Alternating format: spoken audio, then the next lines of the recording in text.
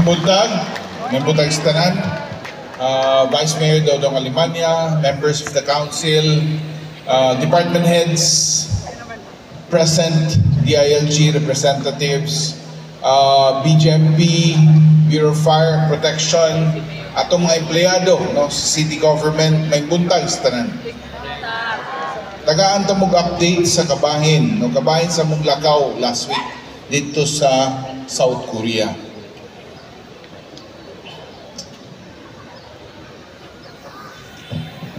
Kung kabahin man gani sa development sa Iligan, para kanako importante kayo nga dili ta magsalig sa ekonomiya lamang sa Iligan.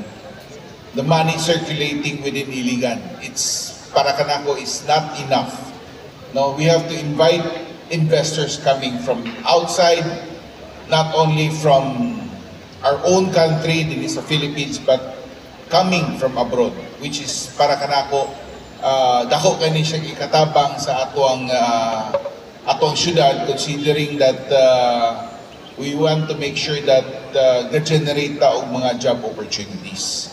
Well, in our trip to Korea, which I say is although 5 nights among stay dito, wala mi nakapuyog isa ka hotel sa tibok stay namo. It's a purely a travel, no, kanang day-to-day nga travel nga matawag ko na to, enjoy makitanaw-tanaw, pero puro naman highway ang mo makita. But the opportunity to visit farms, government offices, slaughterhouses, and others, kumbaga dako kayo nakita nato nga difference kumpara din sa tuwa sa Pilipinas. Well, our visit, we were able to visit a farm, gitawag nilang Haman Smart Farm, nga puro mga high value crops nga para kanako nindot kay kanisya para sa barangay Rugungon and our hinterland barangays. Ang ilang facility is operated by kanang greenhouses kanina siya, and then operated through cellular phones that control the water, the organic fertilizers, and the humidity sa maong facility. So, makita nato nga, since organic, ang mga strawberry dito, igo ra, imong kwaon, diretso na din imo ihungit sa mong baba. So, ingana ka juicy, ingana ka lami. Well, we believe that in kanang technology, pwede na nato dadon din sa Iligan. With, syempre, with the experts nga mutabang ka nato. We also visited an environment-friendly research institute, as the fertilizers used for these high-value crops are organic and from food waste and from microorganism. Nag-courtesy visit me sa sa director sa Agricultural Technology Center, then later on toured the center, particularly gipakita ang machines in ang mga local produce nila, mga livestocks, dayon the machineries and the equipments nga ilang kumbaga ang ilang mga machineries dito, mga tractors, ilang gipagamit sa ilang farmers for free. Ingana ang suporta sa gobyerno, no, in terms of machineries para sa atong farmers. Atong mga farmers dili makadugay. No, dili nila kaya nga mas-sustain na ilang mga produkto. That's why makita na to ang mga farmers din sa Pilipinas, igo ra mag-agad sa DA. Natagaan sila og mga seedlings, mga donation, there and then. But overall, ang support sa atong farmers is very kanang mababaw ra kayo. Unlike dito nga, ang farmers nila dito, not only tagaan sila mga seedlings, no, nga i-plant nila, but also the technology nga support as well as machineries nga gisuporta. Dito po ni sa Daegu City, nagmowa signing ta sa isa ka university, Daegu University, as well as machineries nga gisuporta. Dito po ni sa Daegu City, nagmowa signing ta sa isa ka university, Daegu University, which will be the one who will conduct research studies in Iligan City to determine which among Korean state-of-art technology can be used in Iligan, especially focusing on agriculture. Mao na atong focus karon kay para kanako sayang kay ang 80% sa yuta dinhi sa Iligan kung dili na tagaan o dili ta kumbaga kinahanglan ta mo shift gamay sa atong paglantaw on how we do our job as a government on unsaon nato pagtabang sa atong mga farmers. Sa MOA's MOU, dili ni siya MOA, signing sa Daegu University that includes the university president Park Sun-jin, Dean of College Biosciences and professors of Smart Horticulture, Dr. Park, then Dean of the Office of the International Affairs na si Dr. Kang, and the Vice Dean of the Office of Planning Affairs, Dr. Won. Siyempre kini mga ngalan mo agi rin Pero one thing that I can tell you, daghan kayo Kim nga apelyido sa Korea. Puro lang Mr. Kim, Mr. Kim, Mr. Kim. Anyway, dito po sa provincial office, ug na-meet na mo ang governor sa Gyeongsangbuk-do province. Ang governor, ang ngalan niya is Lee Chong-woo, which we had a short meeting. And then eventually we sat on a medyo mas taas na meeting, a longer meeting with the Vice Governor for Economic Affairs. Ang babae ni siya ay ang apelyido Yang Kum-hee.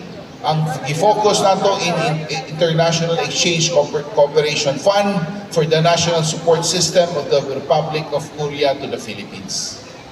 This is a formula that has been used by other provinces here in the Philippines, and we believe that if interested ang mga Korean investors, ang government mismo mo appropriate mo hatag og funding sa mga negosyante nga mo invest dinhi sa tuwa.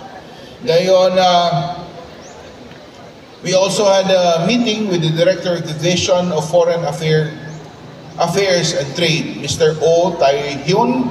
Dayon meeting with the Director of Energy, meeting with the Director of Agriculture Technology, and the visit on the state-of-the-art, I should say state-of-the-art, kaya makita nato ang livestock yun sa nila pag slaughter, dayon nakadimakina na.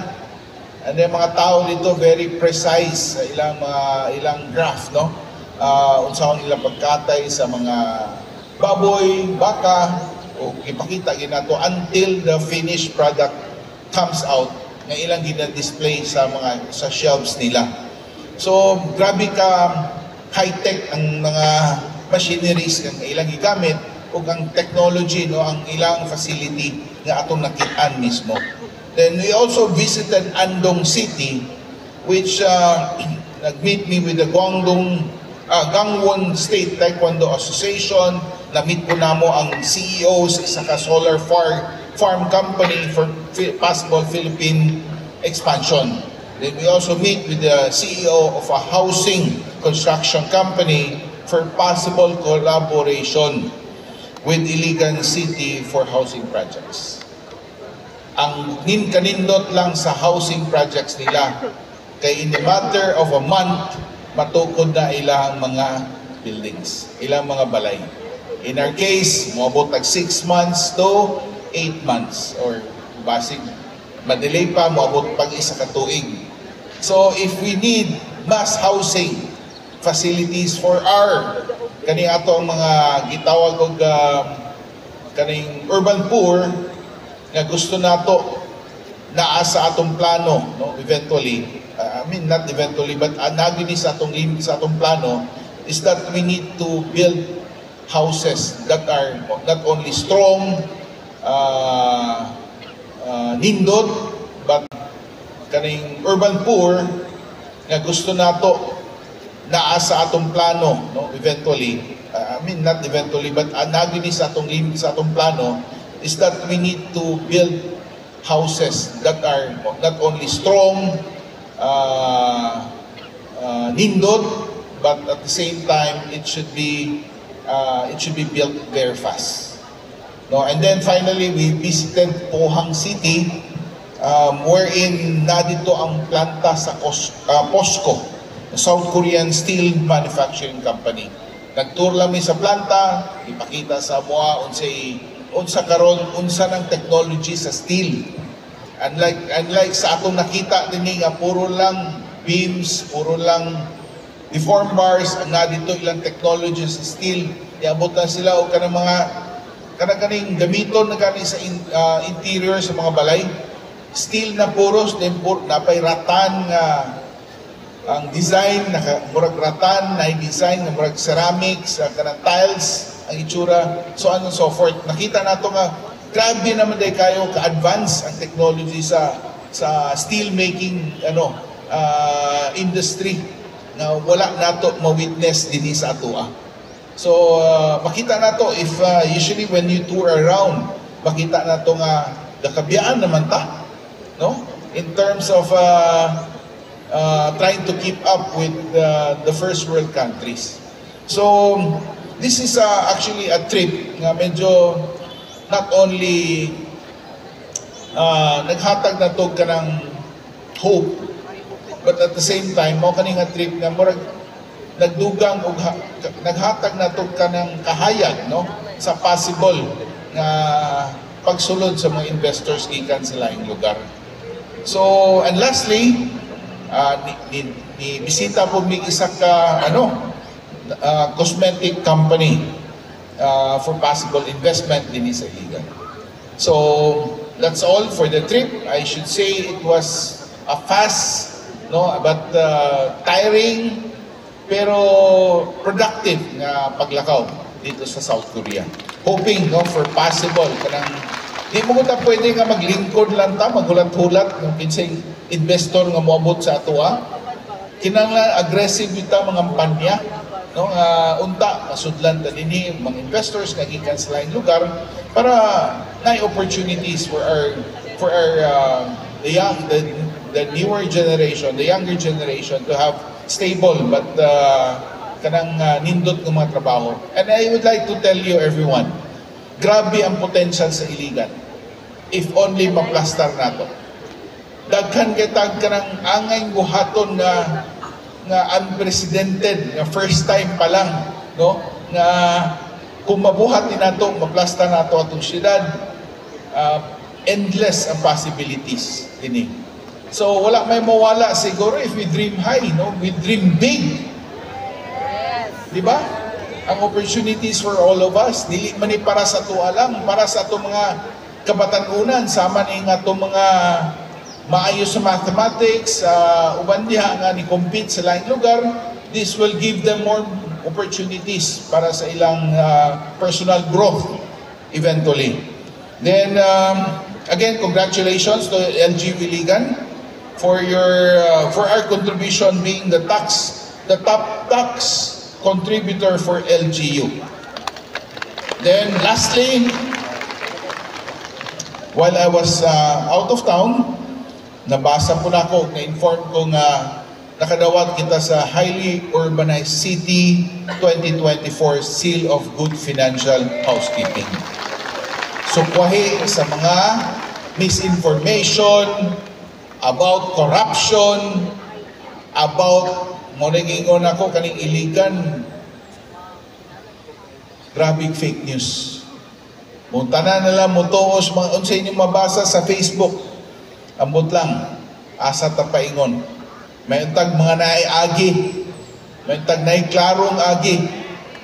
2023-2024 Good Financial Housekeeping. Congratulations sa pangalay-laing opisina nga nitabang niini. And we look forward, no, for more and more awards coming to LGU Iligan. I believe we have already or somehow little by little assembled a very competent team to man our city government. Hinay-hinay ta, pero nakita na natong potential. And I would like to, I heard last week while I was out of town, katong Monday, nindot kuno kayo ang inyuhang ceremony. There were mura daw kanang bagong iligan o bagong pamaagi sa how to handle the kanang klaro nga ceremony no sa flag. Congratulations to the City Treasurer's Office, amoy nangulo ini. Hopefully no kung wala ko kita pero daghay nag-message, sir, nindot kayo, Mayor, nindot kayo ang flag ceremony. Hoping, no, ipadayon nato na, let's be innovative, let us be proactive in things that we do para mas ganahan ang atong empleyado, mas ganahan ta sa what we're doing every day. No? Remember, we are employees of the government and dili nato sayangon no, ang opportunity nga gihatag ka nato nga trabaho kanta dinhi no nga part ka sa LGU of Iligan, and let's be proud no of what we are doing and for the accomplishments that we have done. So again, congratulations no. Niabot nang yung kainit dinhi sa kong naong. God, congratulations na ako mo yung ipabasa sa ako pero taas naman kayo na no. Mubo ra kayo, baby. Anyway, ako na lang ni pasahon. Idulit ko na lang sa mga naong sa itong department heads. A special announcement for National Women's Month. Isugo ko ni Al ani. Ang babae ka-purple e-card is a special discount e-card exclusively for women. Unfair. Available at all participating establishments throughout the month of March. This initiative recognizes and celebrates women's contribution by providing them with exclusive discounts and privileges as a gesture of appreciation. By partnering with various businesses, the program aims to empower women economically while promoting gender-inclusive opportunities. They will get 2% to 20% discount from participating establishments. These are the mga angay buhaton. Number 1, answer the Women's Monthly Survey, which I believe is available online. Number 2 is to download e-card and save in your phone. Number 3, show participating establishments and stores. And 4, promo is valid until March 31, 2025. Ano usa ra man ka bulan? Pwede mo na hangyoon, di mo tuig ba? No? Ang mga nag-participate, Botica Isobel, 2%. Pwede mo na 1 year ni ba? Ikusbagan niyo balik. Sefins, no? 30% skin, 30% off. Skin Logic, all branches 20%. Rivolet, 20%. Chingu, 5%. K-Scout, 10%. Ikaunon, 10% bags. 5% National Highlands, 10%, Libo-Q, 5%, AM Restaurant, 10%, House of Fries, 10%, Aribago, 5%, Iligan Makeup Artists Association, JP, Ermac, Makeup Artistry is 10%, Tita Fanny's, 2%, kamay ra kay Tita Fanny's, 2%, pagkauni dapat 5 to 10%. Urban Coffee, all branches, 5%. Fish Heads, freebies. Miss Kitchen, freebies. Pwede rin sa ninyo mas may ng hulier nga, para ganahan ang atong mga kababainan. And before I finish my message for today, congratulations to the City Vet Office and for your handling of today's flag ceremony. Kay balo ko, lisod kayo ang inyong trabaho. Kay balo ko nga daghay mo reklamo about sa ato mga pets, mga iro.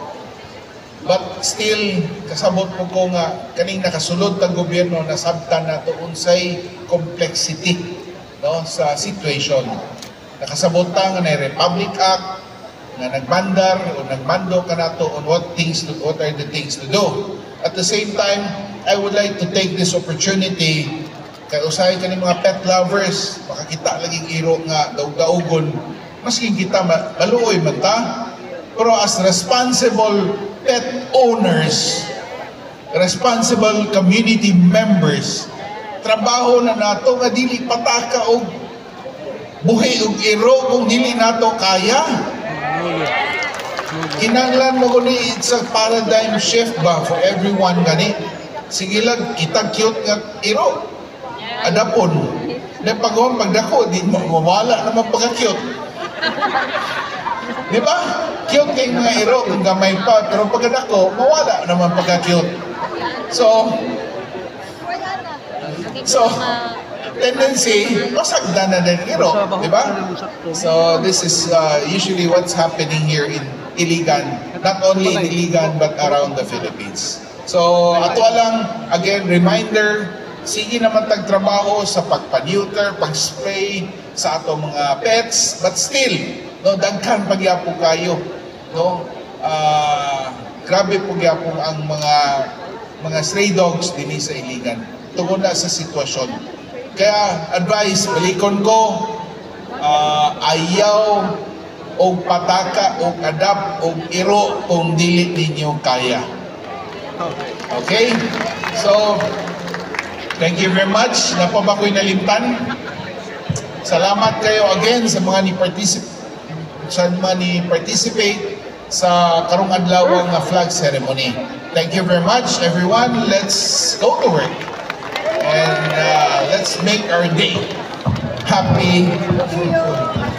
So, congratulations everyone. May buntag Asenso, Iligan.